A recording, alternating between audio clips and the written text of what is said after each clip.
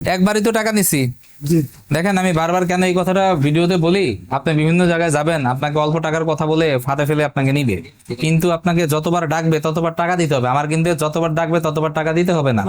তো সবাই আমি বলবো যে আপনি একটু যাচাই বাছাই করবেন। যেহেতু টাকা দিয়ে কাজ করাবেন, আপনার সাথে তো আমাদের প্রেমই সম্পর্ক না, টাকা দিয়ে কাজ করবেন। অবশ্যই আমি কাস্টমারদের ভালোবাসি, রেসপেক্ট করি।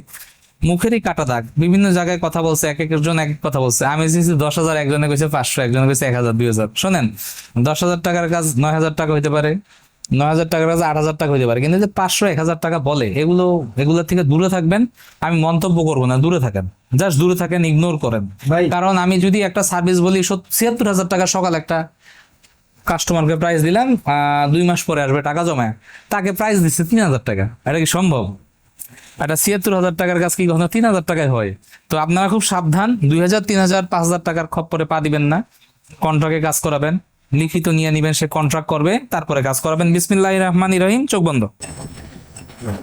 এই যে আমরা এখন ওনার কাজটা করে দিচ্ছি, আমার মনে হয় না আমি 20 সেকেন্ডে এই কাজটা করব।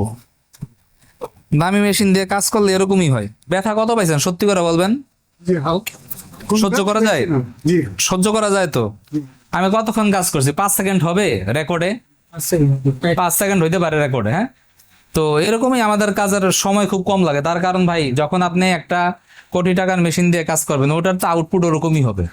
আর আপনি যখন একটা কম দামি মেশিন দিয়ে কাজ করেন, তখন আউটপুট তার ওরকমই হবে।